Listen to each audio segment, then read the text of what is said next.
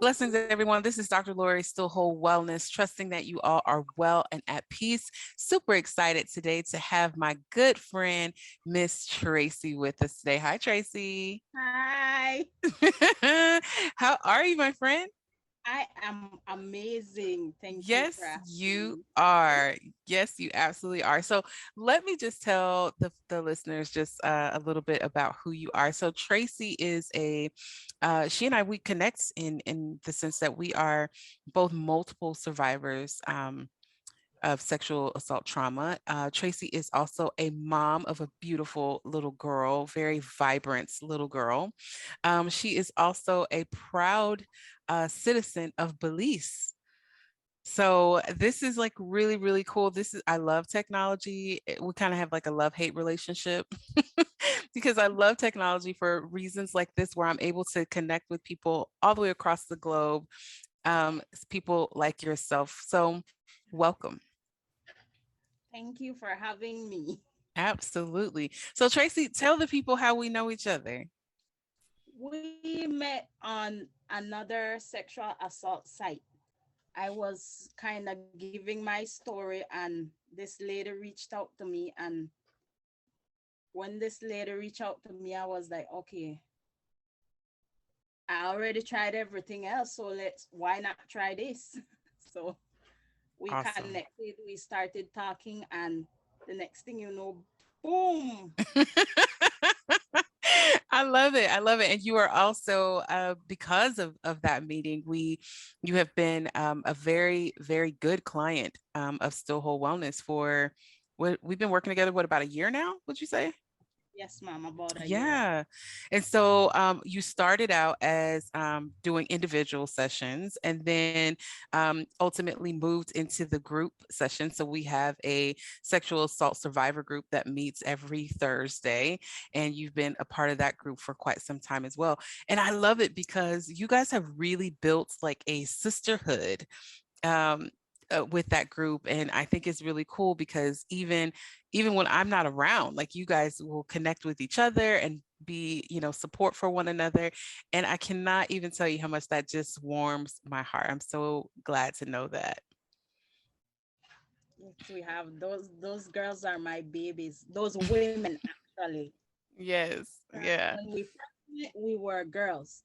Now we're growing into women. Absolutely. And it really has been nice for me to be able to witness that transition of you guys really walking into that womanhood and really taking this sexual assault piece of your life and really taking control over it and not allowing it to control you. It blows my mind every single session we meet.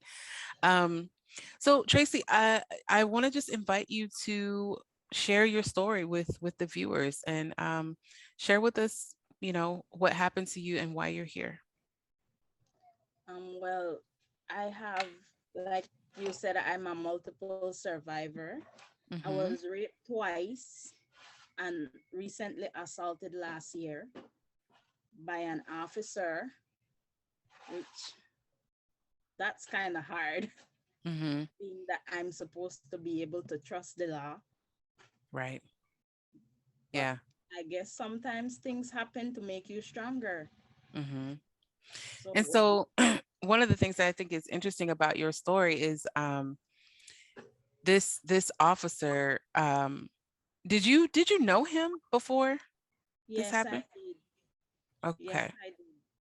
I was working for him. That's right. That's right. Yeah, you were working like in a domestic capacity, I believe, for him, correct? Yeah. Yes, ma'am.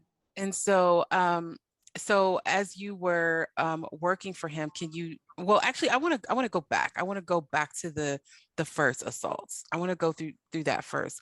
Tell us how that happened. I was 16 at the time, and this happened through an a ex-boyfriend slash boyfriend, you would say. Mm-hmm.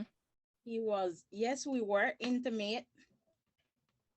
He was my boyfriend, but at the time the assault took place, he wasn't my boyfriend. We had just broken up, and a friend of mine was his cousin, or is his cousin, and she was missing school, and I started to get concerned. So I asked the teacher for her stuff for school, and I went to her house and I took it to her, and that's when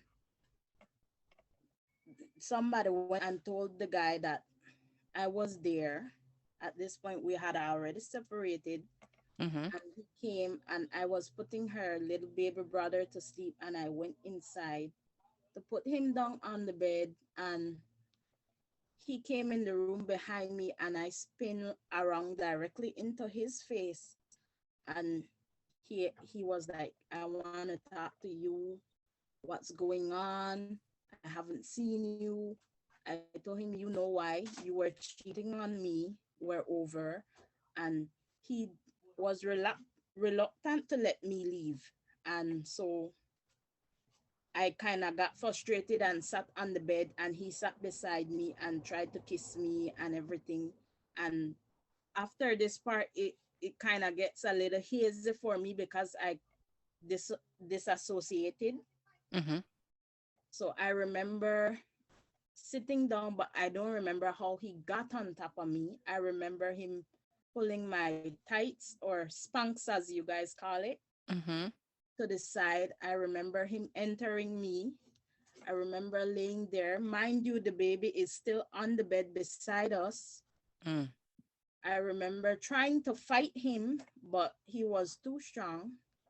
So I just kind of just let him do what he had to do. And at one point, to the last bit of it, he said to me, turn around so I can do what I can get it from behind. So I just turned around and did what I have to do. When it was over, I got up, cleaned myself, pulled my uniform up because it that one took place in my uniform. And I went home and said nothing to no one. And Mm. then 2 weeks later, I missed my period, so I went to this organization for young women, and I to take a pregnancy test. And so I got there. I explained to the lady. At first, the lady was kind of telling me off. Oh, you're young girls. You don't need to be having sex and all this. And Mm-hmm. so I explained to her. So that's when she explained to me. She said, "Do you know you were raped?" So I said to her, "No, that's not it. This is my boyfriend, Mm-hmm. or somebody I've been intimate with." She said to me, "Did you go home and bathe and scrub yourself till you almost bled? Did you cry for hours?" And she kept asking me certain questions. So I said, "Yes." She said, "Did you feel completely nasty?" I said, "Yes." So she said, "You're exhibiting signs of somebody that has been raped. Rape doesn't always have to be violent. It Mm. can happen like that. But you are having the psychological effect of somebody that's been raped. You were raped." Mm-hmm. And so for a while, I struggled with that. Yeah. You're really highlighting a few things here that I really want to point out and bring to the listeners' attention. Um, First of all, like you said, this was somebody that you knew. This was somebody that you had previously been intimate with. And a lot of times we don't understand as survivors, you know, that you can still absolutely be assaulted by somebody that you had previously been intimate with. It unfortunately happens a lot more often than we might think. But the bottom line is that no is no. You know, the other thing is the fact that you had a response that was very similar to a lot of people as well. That initial instinct to fight, right? And then it is the story of many that at some point you kind of realize like you're not going to be able to fight. um and having that awareness, like maybe just to save my life or to be able to get out of this situation without being further harmed, um to just allow it to happen. Um, I have to ask, was there any guilt or shame that you carried specifically to do with that, with that, that knowing that you didn't continue to fight in that moment? Yes, there was. There Yeah. was. I sat there and I was like, I shoulda. I call it the shoulda, coulda, woulda. Mhm. Mhm. I was like, I should have done this, I should have done that, I could have done that. But Yeah. until you get in that situation for yourself, you don't know what you're gonna do. Yes. And that is that you are speaking so much truth right there. There was actually a study.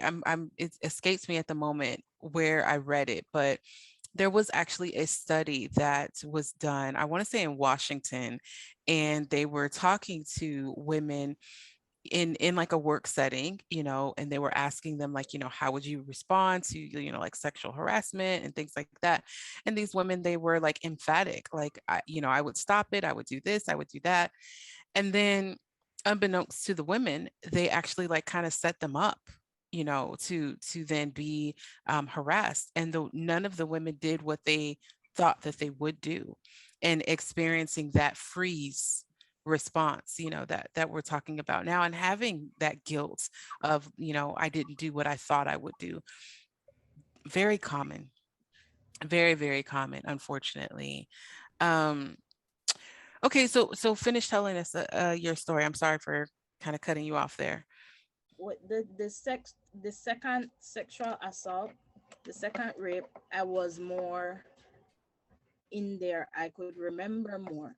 I was more Mhm. present. So again, the same friend of mine was missing school again and everything. And at this point, we had a group project, Mhm. and she needed to do her part because I didn't want to fail. Mhm. I've been working hard. I was a straight A student. I didn't want to fail. So I told my teacher again, give me the stuff and then I'll take it to her. And this is about 2 to 3 months after the first assault. Okay. I went to her house and I got there and I was like, um, these are the stuff you need. At this point, I wasn't in my uniform. I was in my casual because we have what we call casual Fridays at Mhm. school. And so I was in casual clothes. And so I went there and I told her, this is the stuff, this is what you need to do. But I want to hurry leave because I don't want to be here when your cousin comes. Mhm. So she was like, okay, no problem. And she got her stuff. But I forgot something when going out. Again, somebody told him I was there. So she was already out the door and I left. I was leaving and then I remember, oh my, I forgot something. So I turned around to go get what I forgot and was picking up my school bag to come out the door when I walked straight up into him. Wow. And he was like, what are you doing? I haven't seen you. At this point, I was like, I just want to leave. Can you please let me leave? Mhm. He was like, no, we got to talk. I haven't seen you. Okay, fine. At Mhm. this point, I was trying to leave, but he stood in my way. And eventually, he picked me up off the ground and took me into the room. Wow. He pushed the door and then sat me on the bed and started kissing on me and everything. And I was telling him, I don't want to do this. No, Mhm. I don't want to. And I remember at this point, I kind of got hazy. I kind of disassociated, but I remember him pulling down. I had on a leggings, Mhm. but my leggings was like those tie-dye leggings, but in black with white and gold and those little colors like that. Mhm. I remember him pulling that down, and I could clearly remember this time hurt more than the last time. So I was there and I could feel everything. I Mhm. started at one point. I remember tears running down my eye, but I sat there. I let him do what he had to do. And then the little kids, they had like blinds between the room, Mhm. and the little kids were peeking through the blinds. And so he got up off of me and chased the kids away. And at this point in my mind, I'm sitting here like, run, run. Mhm. And, and my body was not responding. I Mhm. could not run for the life of me. Mhm. I could not. And my brain is telling my body, run, but I cannot. I didn't know why and I Yeah. didn't understand. So he got back on me, did what he had to do. And when it was over, I pulled my clothes up, I cleaned myself, then pull my clothes up, and I sat on the ground. And he sat beside me, and I told him, I said, did you know what you just did? So he Mm. said, no. I said, you just raped me. I said, no, and you didn't listen. So he looked at me and he said, with his hand on his head, he said, are you going to report me? I said, no, because I still love you. But Mhm. let this be the last time you ever touch me without my permission. And Mhm. I walked out and I went home. And then that happened the Friday. On the Monday, I went to school and I got my period. And I had just sat down from recess, and I clearly felt something fall between my legs. And I stood up, and that's when I looked down, and everything, my entire seat was messed up with blood and blood running down my legs. And so Were you did you feel pain? Were you in pain? a little bit. Mhm. And then my my teachers were like, what's happened? So I told them I have my period, but it's a really heavy flow. And Mhm. so they asked me if I wanted to go home and change and come back to school, or if I wanted to just stay home. So I said I'm gonna stay home. So my teacher took me home, and on the car ride over, she was talking to me and telling me, Tracy, that's not just a period. What Mhm. happened to you? And I was adamant that it was my period. And she said, I know that's not your period. What happened? Something happened to you. I said, no, it's my period. And I didn't want to tell her what had happened because I didn't Mhm. want nobody to be in trouble. So Mhm. I just went home, cleaned myself up, went to bed, and kind of had pain for the rest of the day. And isn't that interesting how this always just kind of baffles me a little, where we do tend to kind of have that response, especially when it is somebody that we know, that even though they have hurt us and completely violated us, where we still don't want to hurt them and still want to in some ways protect them, you know. It's like it makes my heart really go out to you, because it's almost like you kind of betrayed yourself twice, once with with not being able to run, when you wanted to run. That's almost like your body almost betraying you in a sense. um, and then again with not wanting to report him. Now I know you're in Belize, so everyone, again, that's why you guys are hearing this beautiful accent that she's got going on here. I know that you're there, and so are things, what are the laws regarding like reporting? Like, is this a situation where you can't still report it, like have the statutes of limitation run out, or would this be something that you could still report if you chose to? I do. Honestly, I don't know, Hmm. but I do think now they're updating the laws, so I do think it's probably still reportable. I think Hmm. we have up till 10 years. Okay.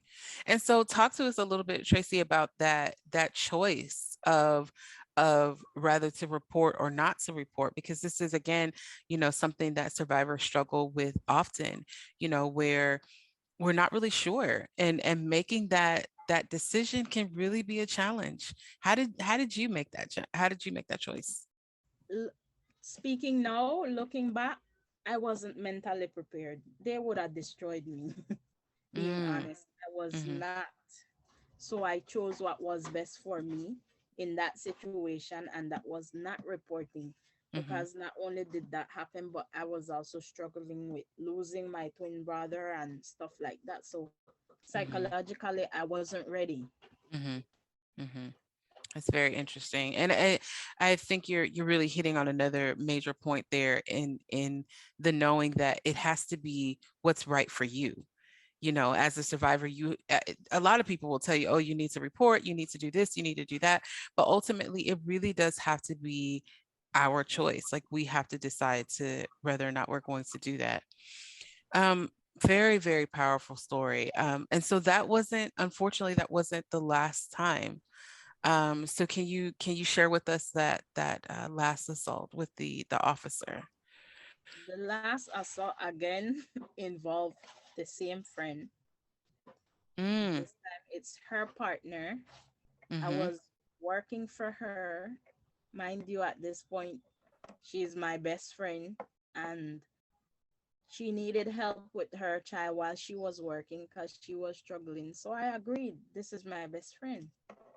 So that day, I remember going to work and her leaving with her because she has two kids mm-hmm, at the time, mm-hmm, the baby and then the older child. She left with the older one around 12:30 mm-hmm, and to take her to school. And I remember I was there sitting there putting the baby to sleep, and I went in the room to put down the little baby, and I remember seeing him come in the room, which is wasn't unusual. It's their room.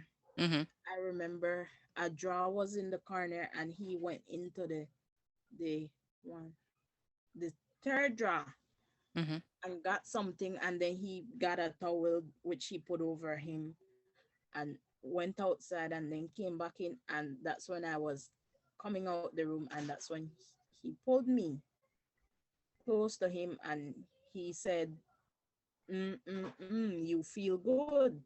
mm-hmm, So I asked him, I said, Mr. His name, mm-hmm, can you please leave me alone? You're with her name. mm-hmm, I don't want to do this. And he didn't take no for an answer. And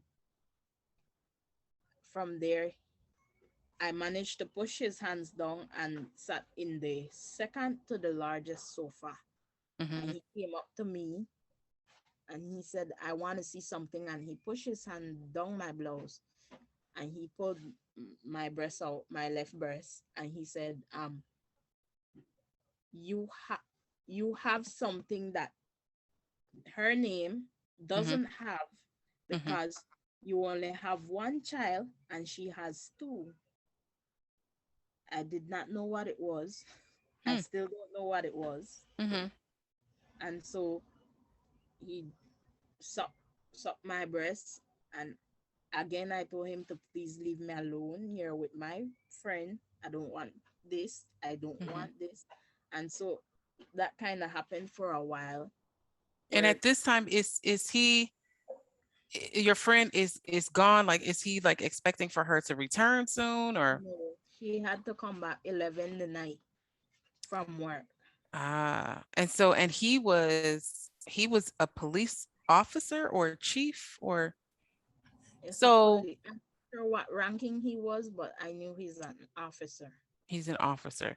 And so how was that for you with reporting that? It took me 4 days to report, honestly. Mhm. Mhm. It took me 4 days to report. And the reason I reported was I was going to kill myself, Mm, honestly. mhm. And I sat there crying, writing my letter to everybody, and my daughter came in and she Mm, saw me. And at the time, my niece had just gotten knocked down and broken her leg. So she thought I was crying because of that. So she started crying. mm, And so when that happened, I kind of just took a step back and I said, if she's crying just because she thought I was crying because my niece got hurt, imagine what I would do to her if I left her. mm, So that's when I went upstairs and I called, at the time, my ex baby dad.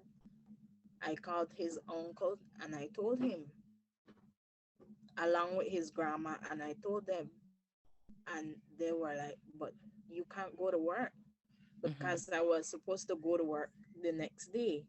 mhm, And so they're like, you can't go to work because he already told you that the next time you go to work, he's going to handcuff you so you don't move. mm.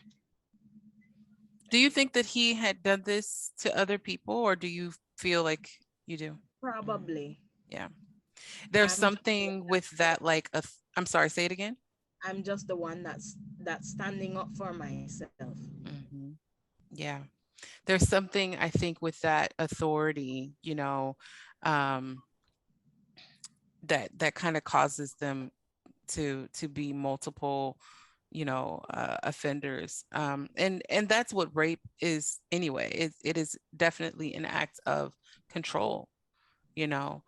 And so you didn't report the first assaults, but you did report this one. What was that deciding factor for you to actually to report that one? Well, I would say my daughter. Mm, A big part of it was my daughter. mm-hmm, Just wanting her to know that mommy has the strength. So if this is supposed to happen to me, I can do it. mm-hmm. Yeah, absolutely. And our children, they need to know that, as parents, we have this enormous job, of being able to model a variety of things for them, but strength definitely being one of those things. They do need to be able to understand and have a tangible experience with us falling down and being able to get back up. I strongly, strongly believe that. You've used the word a couple of times since we've been talking, and I just want you to kind of describe it for maybe those who aren't familiar. Um, and that is dissociation. Talk to us about what that means. What is that? Meaning, for me, the association was just probably trying to not be present in that moment. So my mind went somewhere I was happy. Mm, mhm. And so, yeah, that I think being able to take yourself out of that scene, and like you said, go to someplace happy, is almost like a survival instinct, in order to be able to just get through what is actually happening. Um, you said that you had a lot of guilt, a lot of shame. What helped you to work through that? I had a, well, I had a lot of shame because with the first assaults, I trauma bonded with the guy. Even though that happened, I kept going back to him, going into a relationship with him. Hmm. And so for a while, that really, really took a toll on me. And Hmm. I wasn't understanding what was happening, but he did this to me. So why do I keep taking him back? Why do I keep going back to him? Hmm. And so it was hard. And I had to recognize that, you know, I Hmm. had, and it's funny how I recognize it because I was watching an episode of Law and Order, and Mm. I was like, but that happened to me. That's what I'm going through. And seeing that, I started to research, Hmm. and that's when I recognized what was happening. So I had to like recognize what was happening first, acknowledge that it was happening, and then I had to go through a process where I had to retrain my brain. Mhm. Okay, you want to see him as your knight in shining armor, but he's not. Mhm. He did this to you. Remember, he did this. Remember, he has an ugly side. So Mm. I had to retrain my brain, and every time my brain thought like, "Oh, he's my knight in shining armor, my Prince Charming," I had to Tracy come back down to reality, Mhm. and that's Yeah. how I broke away from that. And they do. They do have another side. Yeah, you are absolutely right. They always have another side. Um, there is always that piece that is that I call it that front facing piece, where they're kind and, maybe even be described by other people as being like the life of the party. They're usually very charismatic, and have this great personality, but they have that other side. Um, do you ever Was any of that guilt ever associated with you not seeing the other side, or like not seeing any like quote unquote red flags? Yes, it was. Like a lot of it was actually. I was like, man, I should have seen it. Hmm. But people are masters at hiding themselves, their true Yes, they self. are. Yes, they absolutely are, especially if that is their motives. You're absolutely right. Yeah. Wow. Um, so how do we break trauma bonds? You gotta recognize it first. Hmm. You gotta recognize what's going on, and then you have to retrain your brain, realize it for what it is. You Hmm. want him to be one way, but he really is this way. Hmm. Even if nobody else sees it, you know it. Hmm. I think it takes, and this is what I think is like so amazing about your story, is because a lot of this work, like you did a lot of this work before we ever even met, where you were already like researching things and trying to figure this out, without any assistance, you know. And I'm sure you've heard me say a million times that, it's easy for us to hurt in silence and by ourselves, but in order to heal, you do kind of need that tribe. You need to kick up some dust. You got to make some noise, right? So in that kicking up the dust, you made that challenging decision to prosecute the last offender. Talk to us a little bit about that process. What is that? I kind of have a vision of what it's like here in the U.S., but what is it like over in Belize? Oh, it's definitely hard. Mind you, we're a third world country, so everything is slow, Mm-hmm. very slow. And then, to be honest, in my country, it's money talks, bullshit walks. Mm-hmm. Mm-hmm. So you gotta have money, Yeah. because the truth is we have good people, but we do have corrupted people in our system too. So Mm-hmm. it's hard. Well, look, it's the same thing over here, child. Like, ain't much different over here. And then too, I'm going up against the law. Mm-hmm. So that makes it even harder that they don't want to look bad. Mm-hmm. So they're trying everything to make it look like I'm the bad person, trying to Mm-hmm. destroy me, but you can't destroy me.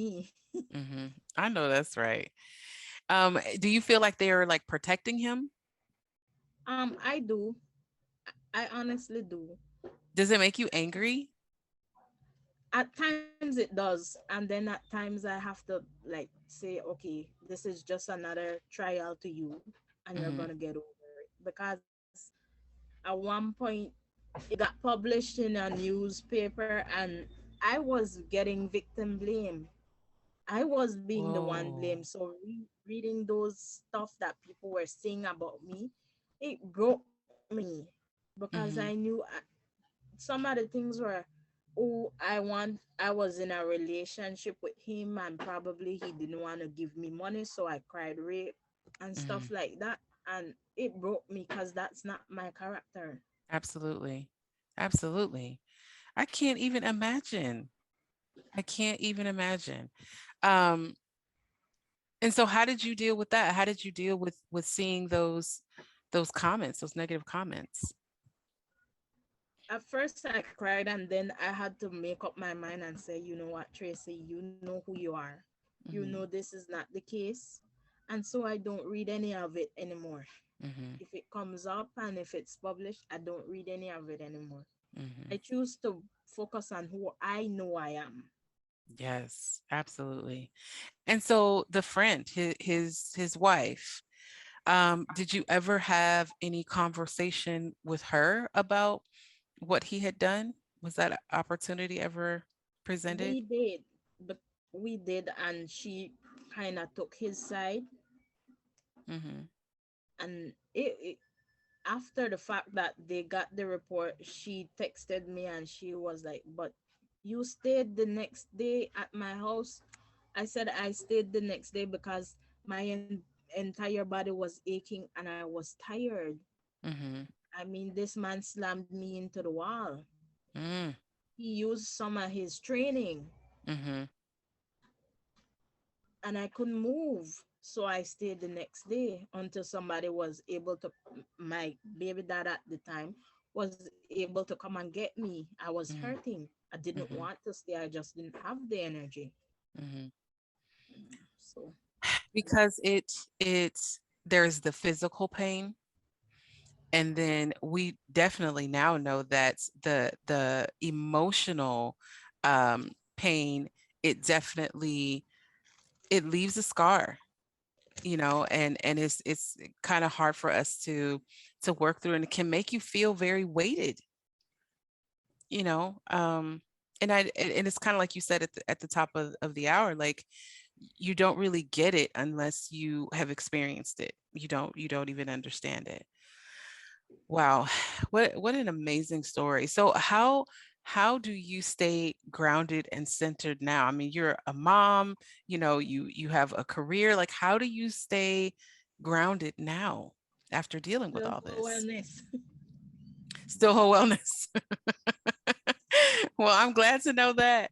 But I mean, I don't want you to give all the credit to Still Whole Wellness, because like I said, like you have done a lot of this work yourself. So like, I mean, in between sessions and things like that, like what do you do? What are like some of your go-tos, to help you to continue to heal? Well, to be honest, healing on my own wasn't working at all. Okay. I was Okay. still angry. Mm-hmm. Even though I was trying to, it wasn't working. I was Mm-hmm. still, and Yeah. until I got around people that understood what I was going through and that space was judgment free, Mm-hmm. it was only then that I truly started to heal. Because then people outside, they, in my opinion, they support you in what they understand. Yes. Yes. Oh, that is facts. Yeah, people will support what they understand, and that they don't understand, they typically will shun it, they will judge it, critique it. Yeah. Yeah, absolutely right. Um, so you before we started today, you shared with me that you have something there with you. Would you like to share that with the viewers? I'm wearing the shirt that that I was actually assaulted in, the undershirt. When you told me that, I was just like completely blown away. Like, so what does that signify for you? Like why make that choice on today? What is It that for sig- you? it signifies me accepting what's happening and knowing that it doesn't control me. And Mm, then I have the shirt that I was wearing the day too. wow. Wow.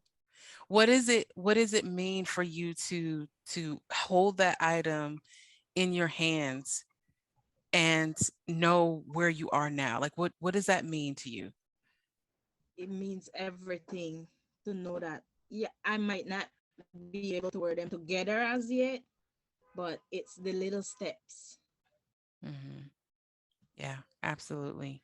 It's It's very interesting because you know that I do a lot of energy work. It's a big part of what Still Whole Wellness is all about. It's not just the life coaching and talking through things, but it's that energy healing piece, to help us to heal energetically from the trauma. And in my study, I've learned that, items that we have, like, it holds energy, the clothes, the jewelry, definitely with metal, it holds that energy.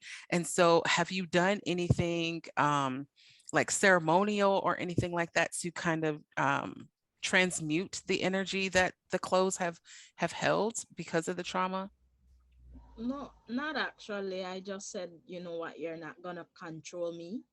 You're Mm-hmm. just a item, a clothes. So I'm Mm-hmm. gonna wear you. I'm Mm-hmm. not gonna attach the memory to the clothing. Mm, yeah, that is something, because our words have vibration. Every single word that comes out of our mouth, if you place your hand here on your throat as you speak, you can feel the vibration, right? And so that is coming out of your mouth, and then it's resting on those items. And so you're literally speaking to those items, speaking to that pain, and saying, you're not going to control me, I control you.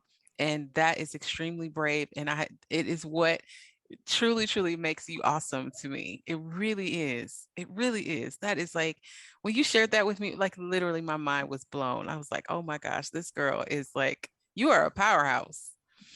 Um, so before we go, is there anything, any final message that you would like to give to any of the viewers? Anything that could inspire them and encourage them? What would that be? It would be just I would say first of all, do what's best for you. Mm, Do do what's right for you in your heart, whether it's to report or not to report. I'm in full support of whatever you choose. mm, You need to know what's healthy for you. Number one. Number two, find people that understands you and don't judge you. Because we already go through beating up ourselves for what we should have done or could have done. We don't need to make it worse with people with that negative energy around you. I mean, a year ago, I didn't even comb my hair in the sessions. mhm, mhm. So I it's remember that transition. Yeah. it's the little steps. Find Mm, people that supports you fully with little things, mm, such as maybe like Dr. Lori did little things. When I first met her, I thought putting myself together was selfish, mhm, and he had me change my mind and my mm, perspective. So now I comb my hair. mhm. There's little tools that I use that she taught me. Like I call it. I don't remember what she calls it, but I call it majajaja. Mara Jaja, what is what does that mean? That I call it that because that's the thing where we go in the yard and release the energy, the Ah, negative. the I don't grounding. remember, but I call it that. We So I call it use grounding. Yeah. yes, It's powerful, right? yes. It is very, it's a very powerful practice. It's something I do at least once a month.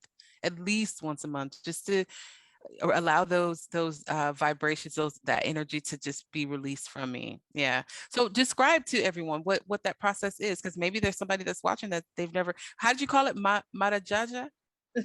Yes. Am I saying it right, Tracy? Don't be laughing at me.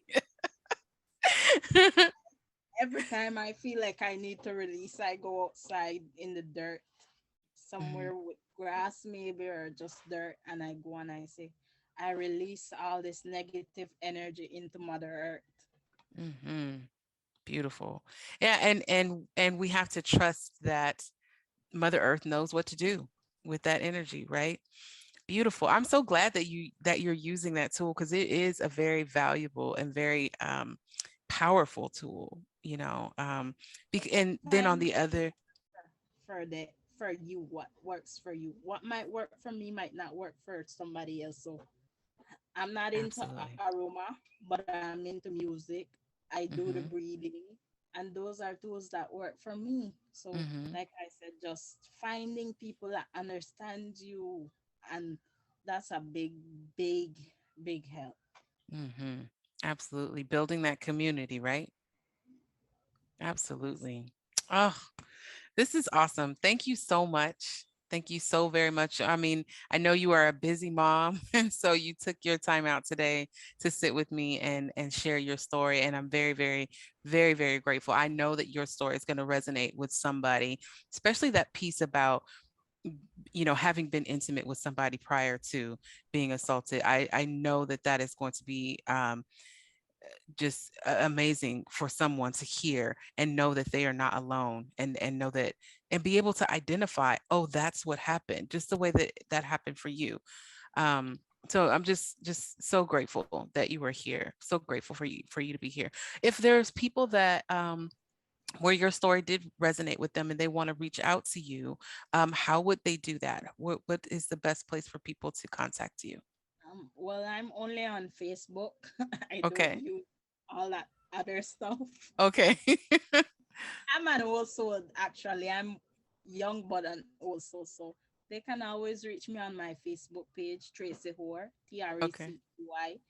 TRACYHOARE. Boom. Thank you so much, Tracy.